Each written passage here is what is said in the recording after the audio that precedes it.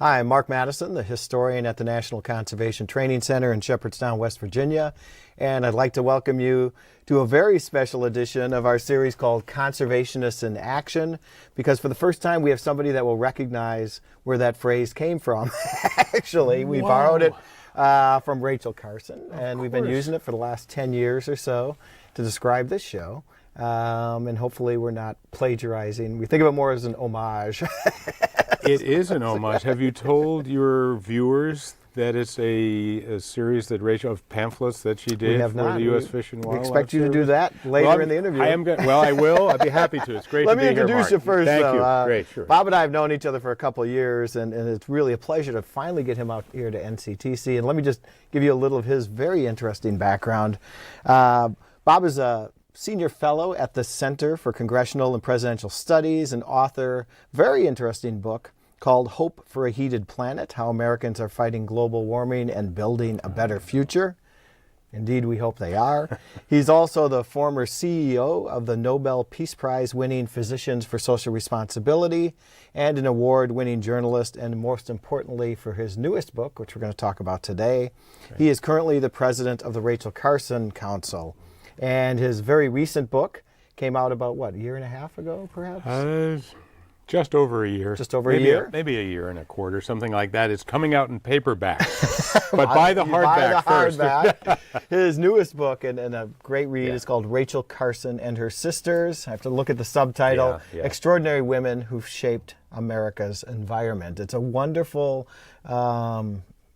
beautiful examination of American women conservationists from, the mid-19th century up through the present. And I knew them all. We don't go back that far. Yeah. But Bob, it's really a pleasure to have you here.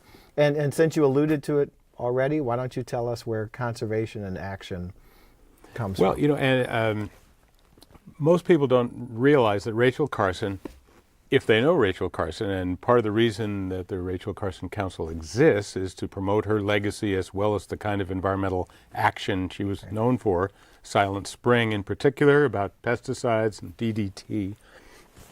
But few people think, Rachel Carson, oh yes, she's the famous Fish and Wildlife Service person. That's how we think of her. I do too, and almost approximately 15 years in the federal government, where she wrote about these things. She first was hired to do radio scripts. Here we are doing the same thing, only television. And the Conservation and Action series was one that went to various refuges around the country. And Rachel was a meticulous researcher, obsessive almost, maybe. So she read everything about these places, who had been there, what went on, the science, before she ever went. And then after she did that, she wrote these wonderful government brochures, pamphlets, I guess would be a better, booklets would be a better term, about each of them. And in the book, which I will relentlessly talk about throughout, our interview, there's some interesting connections to some of the women who came before and after her. A quick example, Terry Tempest Williams is a contemporary naturalist, author, and she writes her first and probably still best known award-winning book, Refuge, An Unnatural History of Time and Place, is at the Bear River Refuge outside Salt Lake. And Terry writes basically about how it was a refuge for her, but it's gone underwater and flooding. It's also a metaphor that parts of her family are dying from breast cancer, that only later we learn as the whole family has been exposed to open-air nuclear testing coming downwind from Nevada, as we say in the East, Nevada out there. But Rachel Carson did a wonderful study and booklet on the Bear River Refuge. And Terry Tempest Williams considers herself a devotee, that Rachel is one of her heroes. And so there's a direct line, sometimes indirect, but I tried to show in the book that there are a number of myths about Rachel Carson. A lot of it sort of happened inadvertently, that she alone, with one great book, started the modern environmental movement. And I spent a lot of time, probably too much time, saying, well, that just isn't the case. She was not alone, and I talk about the women around her. And she had a whole series of predecessors going back to 1850, a number of whom she knew about or would have read, that her mother was an educated woman who taught her about nature. Right. And so that's sort of the general idea about the book, is that no person, however great, Rachel Carson or anyone else, creates a movement, creates social change, fixes our environment simply by writing a book. I know I haven't. That's a good start, though. That's sort of the premise. Right. Well, and as your answer to this first question showed, you got a broad swath of knowledge on Carson, women conservationists, and as we can talk about a little later, toxins and so on. So I'd like to remind folks, if anybody out there has a question, please do type it into the chat room window on the lower right-hand side, and Bob will be happy to answer all of your questions while I sit silently and wonder. Well, if I don't know the answer, you will chime in, I hope, I'll Mark. make one up for you. Yeah. One of the earliest people you talk about actually has another fish and wildlife connection. That's Florence Miriam Bailey. Tell us a little about her. She's one of our heroes out here. Well, fortunately, your viewers may not know that I will be speaking and giving a talk, and Florence Miriam Bailey plays a large part. Oh, great. Now, who in the world is she? The short version, such as it is that Florence was the younger sister of a very well-known naturalist and writer and head of the U.S. Biological Survey that later was absorbed into the U.S. Fish and Wildlife Service thanks to Harold Ickes and some New Deal stuff. And she grew up in upstate New York in a mansion-like setting out in the woods. Her dad, Clinton Merriam, had been a merchant in New York, retired early, having made a fortune in New York at age 40. He was also a congressman. And so he introduced his older son, Hart, to all of the establishment in Washington, the heads of the Smithsonian and all these sorts of things. So the older son wrote his first book when he was, I think, 17 or so, about the birds of Connecticut. And in those days, we looked at birds primarily by shooting them. Yes. Oh, there's a rose-breasted grosbeak. And then stuffed them. So in upstate New York, little young Hart and his younger sister Florence were living on this estate-like place, and wealthy dad built a 3-story building for young Hart to house the shot and stuffed animals, birds, etc. He was such a leading naturalist, and his books started in right away, that he was admired by Teddy Roosevelt, the iconic conservationist president, who wanted to grow up, he said, to be like Hart Merriam. Did not know and that. So Florence, meanwhile, watching her brother, who she had idolized and adored, shoot, kill, and stuff 3 stories worth of animals and birds, was horrified. Just like, oh my God, she couldn't do it, she didn't like it, she didn't believe in it. And so when she was young, she started in attracting the birds, hold seed in her hand, and come look at them live. And because of that background, and because she was connected to Hart and all of the Washington establishment, she went off to Smith College, and she became the nation's first college campus environmental organizer. She started an Audubon Society chapter, one of the first ones on campus. She brought in the great nature writer John Burroughs. She had 75 Smithies trek through the rain to look at birds with Burroughs. And she started this chapter, and she wrote her senior thesis, in effect, on the slaughter in the millinery trade.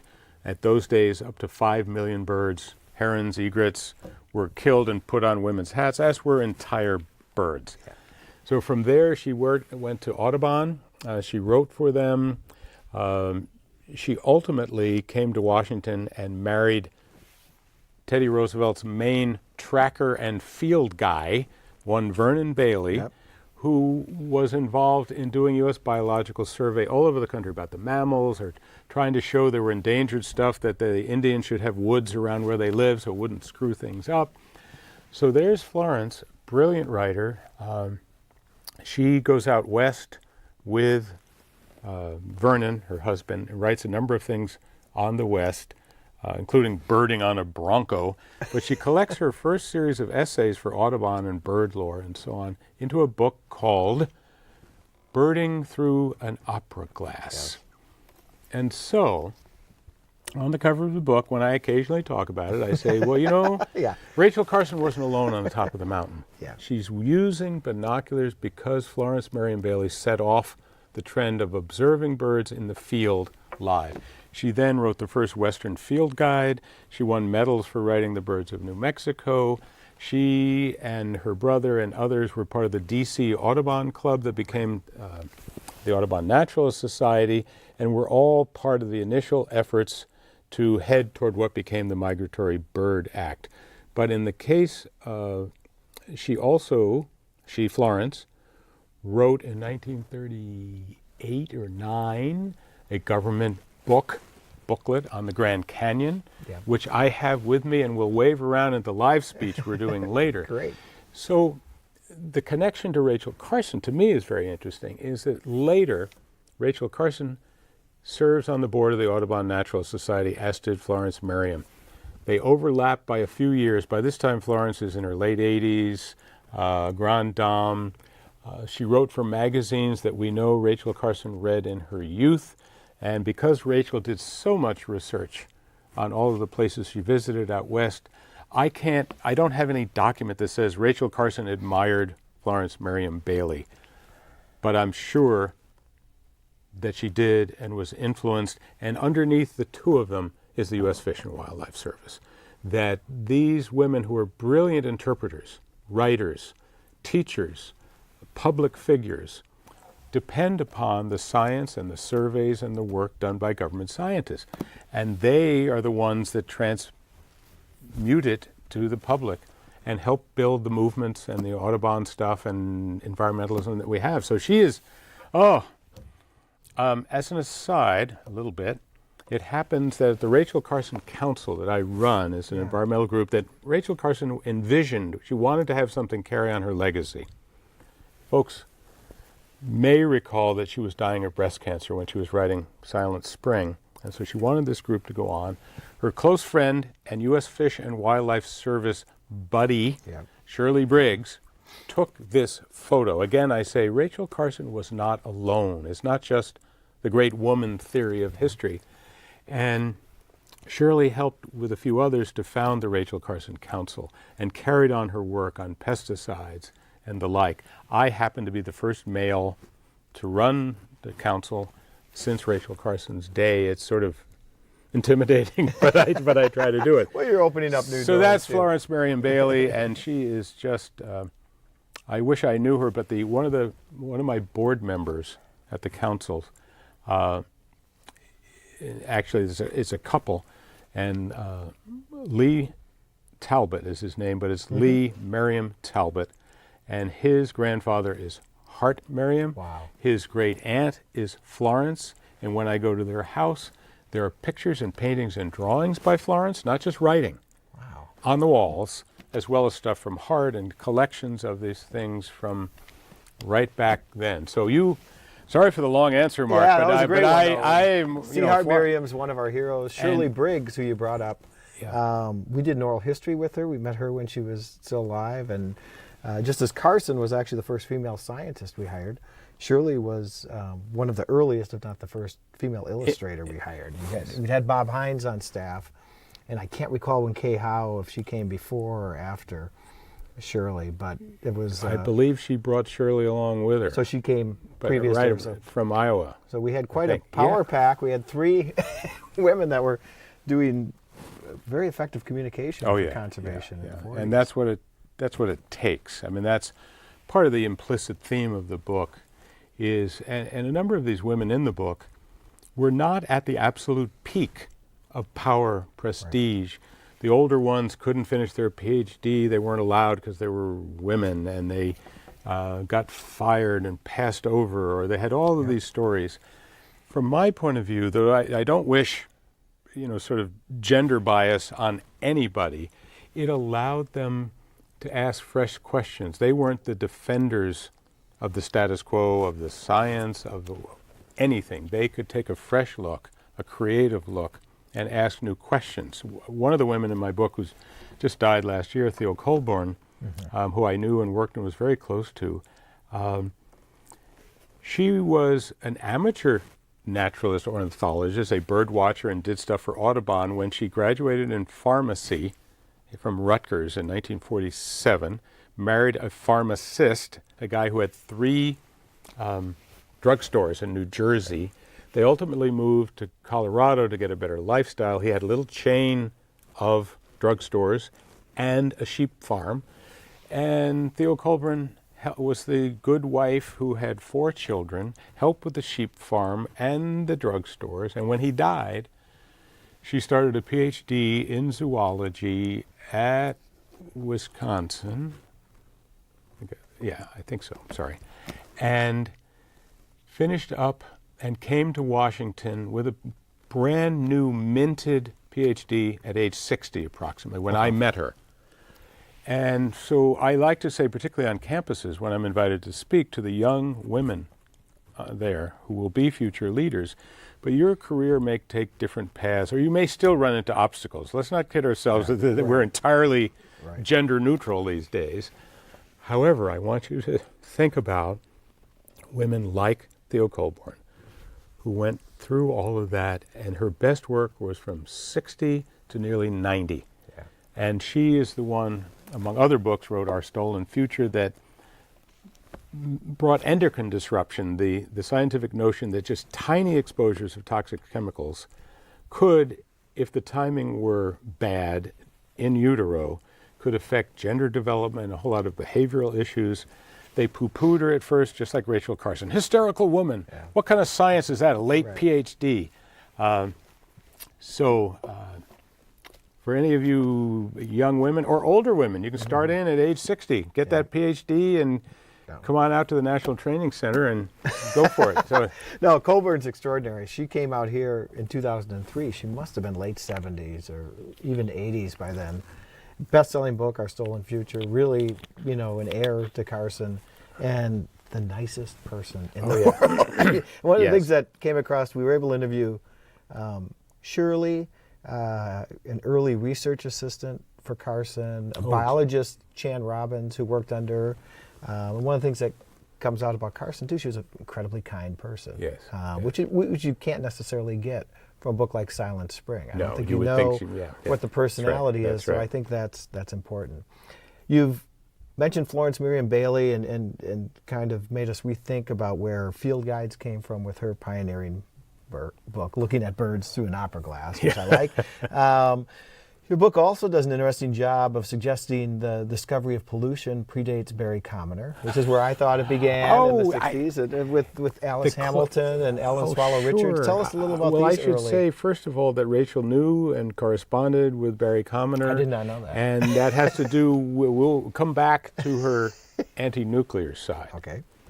But in the world of chemicals and toxins and so on, one of the great things about Rachel Carson that is important to me, I happen to have training or education, and I've worked in both the humanities and the sciences, environmental health, public health, and English and American studies, oddly enough.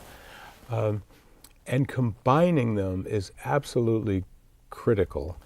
And then as I been in the big sort of national environmental movement, at least organizations in Washington, there isn't enough cooperation, coordination between environment, meaning that stuff out there, nature. There's the birds, the bunnies, the orcas, the polar bears struggling on the ice. People? Well. And then there's environmental health, environmental and occupational medicine. They care deeply if there's, you're going to get breast cancer from drinking the wrong water. Right. Putting them together has proved difficult. And so what has attracted me and inspired me about Rachel Carson so much is that Silent Spring, some people, frankly, they don't remember it well. They'll say, oh, didn't she write about the birds? Right. And I'll say, yes, she did. But much of the book is about exposures from these pesticides and the development of cancer. Right. This is an environmental health human book. It affects, and she talks about it, affects the fish, the ecosystems, people. It is integrated. It is one thing. And so that's what I really admire about her. So she is one of the great environmental health figures, but she has predecessors that I do talk about in the book.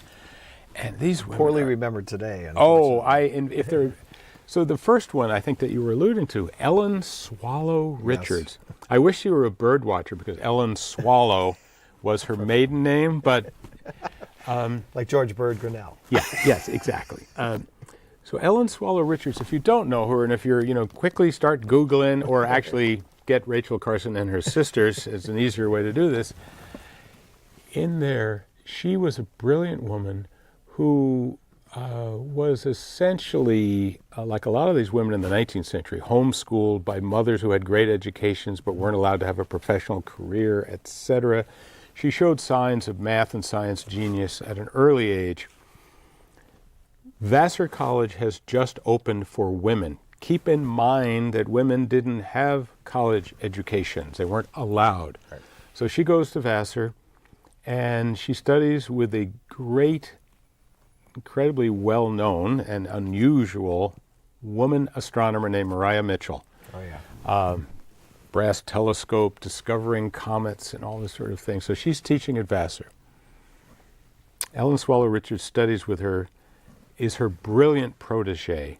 She earns a BA and an MA. She's a returning student who's worked in business, who's helped her father's business with artificial stone and developing new kinds of stone. And so picture 26 or 7-year-old Ellen Swallow Richards, a math and science genius, shows up in your class and is doing astronomy.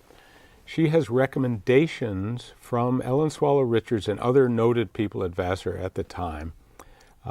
But she didn't want to be an astronomer.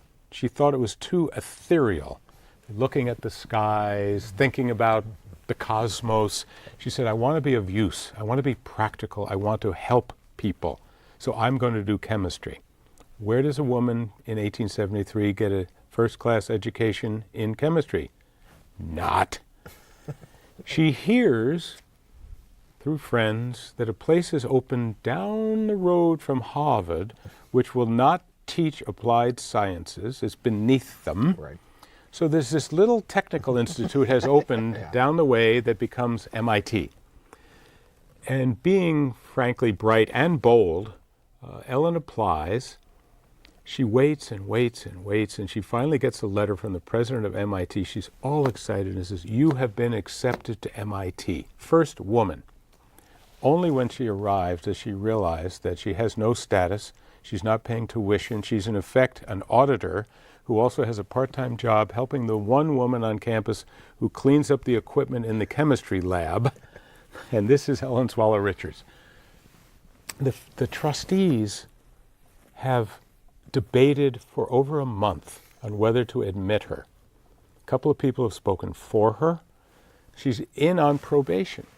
Despite all that, she becomes their leading scientist. She works with the great chemists at MIT and begins water quality studies in the state of Massachusetts, where she personally does, and there's a picture in the book, it's too hard to show, of her in Victorian costume with some guy in a bowler hat by a stream in Massachusetts. She took 40,000 water samples and personally looked at them under the microscope and examined them for toxin. She drew these gorgeous maps of where pollution was coming. They're called chlorine maps. Excuse me. And so she then works to get legislation. And so Ellen Swallow Richards, write down the three names, is the mother of water quality, environmental regulation in the country. And more than that, she founded many other disciplines, including engineering. It's too hard to go through. She started the AAUW. She advocated for women's education. She tried to reform the schools in Boston, many wonderful things. So that's, and there's some interesting connections between Ellen and the world that Rachel Carson was growing up in. But these women got forgotten because as science was becoming more professionalized, and after we developed the germ theory of disease, thanks to Pasteur and all these others, They needed bacteriology. And they kept hiring men who had been freshly minted and passing over Ellen Swallow Richards. Yeah. And so she ended up essentially a public figure who lectured around the country, who won prizes for her work at all of the great expositions, the World's Fairs, the Columbian Exhibition, and so on. But as far as tenured positions and academic laurels, no. And then she founded what was called the Home Economics Association. In my day, you can see that I go back to when home education in high school was the boys took shop and we tinkered and made walnut salad bowls and little electric motors and God knows what, and the women went down the hall and did brownies and baked stuff. That is a denigration and a corruption of what Ellen Swallow Richards had started. That's a post-World War II where women are sort of pushed out of the way again so men can take their place. Right. And so she started what in effect would be consumer movements, popular citizen science movements, where she sent microscopes and materials around the country so women in their homes could look for adulterated food, learn the science, and become a giant consumer and health movement. That's what she meant by home economics, but only later. So if you Google her, you may see she's the woman who started home economics. And, I don't know. That's something different. Fabulous. That's Ellen Swallow Richards. I just can't say enough about her. Well, the middle part of your book is all about Carson. Oh, yes. So the obvious question is, why write another book about Carson? What type of take did you have on Carson? I'm seriously glad you asked that, Mark, because I should stress this is not a biography of Rachel Carson. There, of course, is a great one by Linda Lear, the authoritative, definitive one. There are newer ones that have a few new angles, Bill Souter, and there's a nice little one by Mark Lytle. Yep. If you want to carry around a small paperback, Mark Lytle, gentle, subversive. So it didn't need a biography. What I wanted to do was reintroduce Rachel, but in a fuller context. And that is, as I've alluded to a little bit, because I am trained in both literature and public health. I went to Johns Hopkins, as did Carson. Mm-hmm. I was an English major originally, as was Rachel Carson. So I had certain affinities. I also have led national environmental groups and lobbied and advocated and done organizing, as did Carson. Mm-hmm. And I wanted people to say, look, this is not just some literary figure who wrote a book, as I've said, I think, that started a movement. First of all, let's talk about her being political. For those of you who are not political, cover your ears.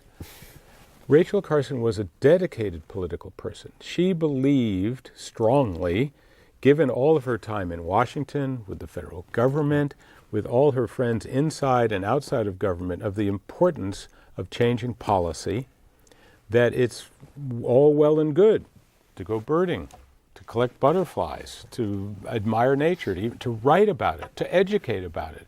But it finally needs some political stuff. So quickly with Rachel Carson, she was an admirer of Adlai Stevenson, who lost, this is so obscure, any undergraduates, forgive me, Adlai Stevenson ran against Dwight Eisenhower.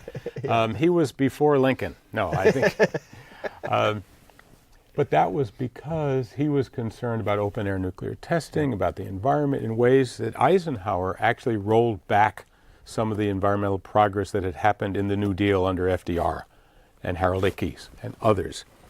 And so that's why she was for Adlai Stevenson. And of course, he lost. Did she give up? No. She kept doing these things, tackling the corporations that were polluting and producing these chemicals, but also she ended up testifying before the Congress. Through friends of hers, she met the Secretary of the Interior, Stuart Udall, a noted environmentalist, worked with his chief of staff, and worked directly with Women for John F. Kennedy. She joined the President Kennedy's task force. In fact, it's so wonderful. I wish this would happen to me. When Silent Spring came out, Kennedy's at a press conference, and the reporters are doing their reporting. Mr. President, Yes. He says, so we've been hearing a lot about pesticides. What are you going to be doing about that? And he says, oh, why, yes, you're referring to Miss Carson's book, and we'll be looking into that, and I'm starting a task force on that. I thought, can you imagine the sales if John F. Kennedy says, oh, yes, I know Rachel Carson's book. But behind the scenes, she is working, and she had already been working, writing speeches for politicos, for legislators, working on these task forces, and deeply involved in policy. So that's one piece, I think, that people should know. The other piece that we've alluded to a little bit is that she's not alone. She had a powerful network of women supporters, friends, and colleagues. We talked a little bit about Shirley Briggs, who started the Rachel Carson Council, where I'm carrying on, and she took the photo on the cover of the book. But there are others. For example, part of the launch of a new book is to have a big book opening, sign, sell, have the press if it's a fairly big book. And through all of these contacts that I've been mentioning, the fairly conservative publishers of Silent Spring, Houghton Mifflin up in Boston, did not really want a Washington, D.C., Capitol Hill launch. Too political. This is a nature and pollution book, but politics? Mm-mm. Well, it happens that one of these women close to Rachel is named Marie Rodell. Fascinating woman. The short version of Marie is that she was Rachel's literary agent. They were very close. She counseled her on publicity, on politics, on all sorts of things. But what people, I think, don't realize is that Marie Rodell was a very progressive person, as was Rachel Carson. So this is partly a history book, so this is a history lesson. Marie Rodell was the literary agent for one Helen Gahagan Douglas. Now, younger viewers will be going, and that would be who? More mature viewers will say, was she the... Yes, the Pink Lady. Yeah. Richard Milhous Nixon ran for the Senate in 1948. His opponent was a gorgeous movie star married to Melvyn Douglas, who was quite educated and progressive herself. And in looking like he might lose, old Tricky Dick, later President Nixon, accused her of having... She's the Pink Lady, and no different than the record of that Vito Marcantonio, who was a very progressive left-wing congressman. This was all communist red-baiting smears. Not true, but Marie Rodell is handling Helen Gahagan Douglas. Even more interestingly to me is that while she's working with Rachel Carson, she is the literary agent for the first book of a young Baptist preacher, whose book, you may or may not recall, was called Stride Toward Freedom. Martin Luther King Jr. She was the literary agent while she was working with Rachel Carson. For folks who haven't followed all of that history, if you've looked at new documentaries, you know that J. Edgar Hoover and the FBI were trying to smear King, claim he was a communist. They forced two progressives off his staff, Bayard Rustin, who was not a communist, he was a pacifist and gay organizer. They forced him to push him out, or they would reveal every personal secret, tried to get him to commit suicide. I'm not sure, but I think it's one of the possibilities of why Rachel Carson hasn't. So that's sort of the interesting progressive background of Marie Rodell, but she's one of these women that Rachel's not alone. She wants to hold a Washington, who was like a leading, feminist of the time. So Marie, with some others, helps round up a luncheon, and first they've invited the publisher that I should mention, I just think is great, who's in here. This is Rachel's Not Alone. Yeah. Marjorie Spock. Yes. Is one of my favorite characters. Dr. Benjamin. Yes. Now again, let's pretend we're in the auditorium here with our listeners on some college campus, and I'll say, Marjorie Spock. And some people go, Mr. Spock? Did she have pointed ears? No, not that. And then the older ones will say, Dr. Spock? So yes. Dr. Benjamin Spock was a leading pediatrician and baby doctor who came out against the Vietnam War and against the draft.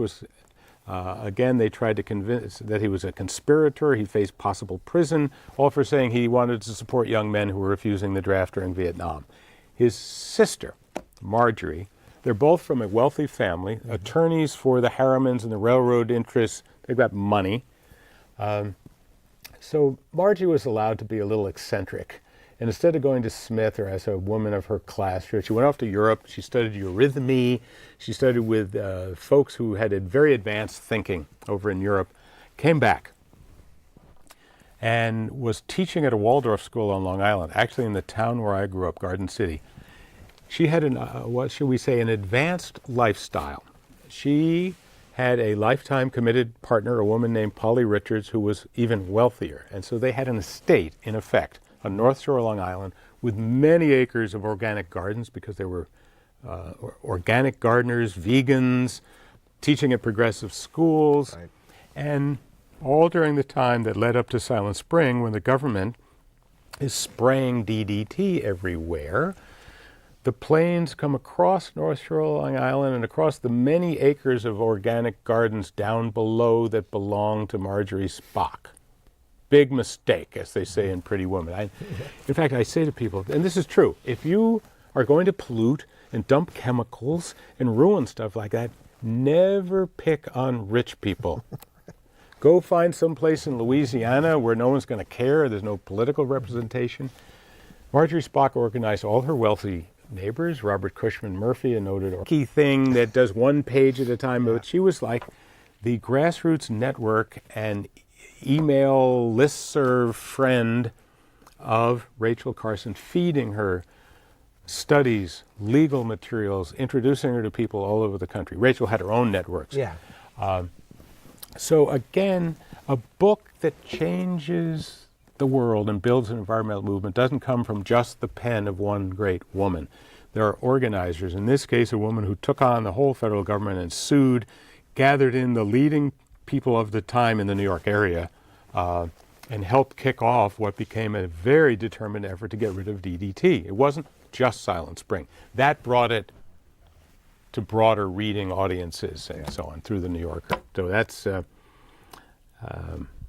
that's part of Rachel Carson. We talked a little bit about her predecessors, that she wasn't alone. But I should say for Silent Spring, it's a wonderful book. People forget that it begins with a fable. Yep. I'm an old English major. And they ridiculed Rachel for lots of reasons, that she was unmarried. I tried to explain to newer audiences that the worst slur perhaps used against her was not even necessarily communist, but spinster. Yeah. Like, and one guy said, one of her opponents says, "How can a woman without children tell us about the future?" Right. I mean, it was so retrograde. And she adopted her grandnephew yes, by that yes, point? that's right. So, but it opens with this fable of an empty town. And that's what many people remember, that no birds sing, a line from Keats, Silent Spring, that it's eerie, it's memorable, it's visual, it's powerful. It's not just, as she goes on to do, well footnoted, the effects on the body and environmental health, etc. So she used an unusual talent to combine the science, the writing, to network with federal scientists, Fish and Wildlife, and other agencies, to have a wonderfully eclectic set of friends, from unusual lifestyles like Marjorie Spock through very establishment characters. She brought them all together, and that's part of the strength of Rachel Carson, and it comes through in her writing, and it's what I try to do, and with my colleagues and others at the Rachel Carson Council, is to bring together the whole environment movement. So it's not just polar bears. I am going to mention this a little bit tonight, but there are a couple of other issues that people may not associate with Rachel Carson. Yeah. One of which is global climate change. Now, she did write about the effect of the oceans on climate and the sea around us. Yep. A number of times she writes about it, but she was aware of early studies that went to the Kennedy administration about global climate change. In terms of exactly what she looked at and when, it's a little hard to document that on April 2nd she opened this pamphlet. But she was long friends with a guy named Roger Rodell, a leading scientist, oceanographer, back to World War II days. And he was commissioned to do studies from U.S. atomic bomb blast tests at Bikini Atoll in the Marshall Islands in 1946, Operation Crossroads. We tethered a bunch of old surplus Navy ships, blew up one atomic bomb from under the water, dropped another one from a B-29, and of course, as usual with tests, they've got plants and animals and stuff all over to see what will happen, to trace the radiation, and Rodell is in charge of all of this, and Rachel Carson reads and edits and is in touch with him. And so as early as 1946, she is horrified by this and turns against open-air nuclear testing, which she kept up until the Kennedy administration, since he obviously was the one who ended open-air testing. Another reason she liked Kennedy. But along the way, Roger Rodell, who also invited Rachel to come to the Marshall Islands. She couldn't for a lot of the usual family and other reasons. He got a government grant, and I am going to say this about the government, all these scientific agents. He got a grant to study carbon concentration in the atmosphere and had built a facility in Hawaii with a guy named Charles Keeling. That were the first measurements of CO2 and its concentrations going up and up. And so he quickly, they were afraid their grants would run out, so he wrote some pamphlets, he wrote and talked to the government. They put on a conference that Keeling and other experts were involved in. They put out a booklet through the Conservation Federation about early warnings about CO2. The numbers have barely changed. All they had seen was that from like 308 parts per million, or maybe from 306 to 310, it was going up. Yeah. Rachel Carson would have been aware of all of that. And given her concerns and her ecological view of things, I argue, and when I speak, that at the Rachel Carson Council, we are carrying forward her legacy and worrying about global climate change. And the women in the back of the book who continue her legacy, Sandra Steingraber is a wonderful author who's in here, who's currently leading efforts nationwide against fracking, not only because it does air and water pollution around the sites or causes earthquakes in Texas and Oklahoma, et cetera, but because it's natural gas that gets burned and causes climate change. And so that's pretty much why, to this day, Rachel Carson is central to what we as conservationists, naturalists, environmentalists, activists do. And I hope in looking at the book, people will remember there is a role for all of us. There are organizers and writers and photographers and filmmakers and TV studios.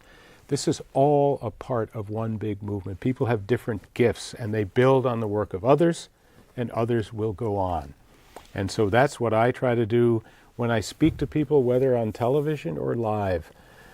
I joke about playing the organ. I'm going to ask you to come on up front and commit your lives, because these are the issues that threaten all life, the whole planet, the polar bears and the people. And we can do something about it. That's what the first book you mentioned, Hope for a Heated Planet. You don't have to be a climate scientist. You need to know enough science to understand and not get bamboozled. Right. But you can be teaching, writing, or just a citizen who decides to join a march or talk to your congressman. It's essential, and we have some wonderful, wonderful role models for women and for men about how to do this. So that's what the book is about, and I'm just always happy to talk at length about it. Well, Carson's the pivot point in the book, right? You've got women conservationists before and after. So I think it raises the question, what is her most important legacy? And it's cruel to narrow it down to one or two things, but people have talked about the literary legacy, women in science, children in nature. There's a whole slew. Yeah, that's too hard a question, Mark. Not a question, Not Mark. for the question, comma, not Mark. For the president of the Rachel Carson Council. I think it is what I would broadly call her environmental ethic. She was an admirer of Albert Schweitzer, the great humanitarian doctor who spoke out against nuclear weapons and therefore was surveilled by the CIA and the FBI at his clinic in Lambaréné in Gabon. But she shared his reverence for life. She believed deeply that everything was interconnected, that everything we do affects everything else, and importantly, that we have a responsibility to do something. I used to run a group you mentioned called Physicians for Social Responsibility. It is not enough even to have a brilliant understanding of ecology and how if you throw your trash here, it's going to affect somebody in Iceland. You have to do something about it. Rachel was raised in a pretty strict Presbyterian family. She did not remain a Presbyterian, but her background led her to, frankly, a sense of responsibility, a duty, that if you knew these things, if you understood and loved and cared about them and how they were connected, you would have to act. So for me, the real legacy is not even just Silent Spring or her wonderful ocean works. It is someone who has lived out every aspect and stood up boldly. I mean, she's a little woman. I don't mean a little woman. I mean, she was small, quiet, unlike me, just almost shy, and yet took on corporations face to face in public because that was her responsibility as a person. So that, for me, I think is the real legacy of Rachel Carson and the Rachel Carson Council that we try to keep going, is that we have a responsibility to know and understand these things, to feel them deeply, to imagine what's happening, but not just to say, oh my God, the world's going to hell in a handbasket, but to do something. With each of us have some gift, speaking, writing, using the microscope, using the computer, passing out pamphlets, demonstrating. Some people love to demonstrate. Whatever that gift is, use it. And that's what I think is the legacy of Rachel Carson. The other legacy of Rachel Carson, which you allude to in the introduction of your book, is she's still highly controversial. Oh, yes. Why is that, do you think? Oh, do we have time for that? Oh, my goodness. No, but briefly. I got reinterested in Rachel Carson in about 2007 was the 100th anniversary of her birth. Yep. And lo and behold, she was attacked wildly by then popular right-wing commentators, Glenn Beck, Rush Limbaugh, and others.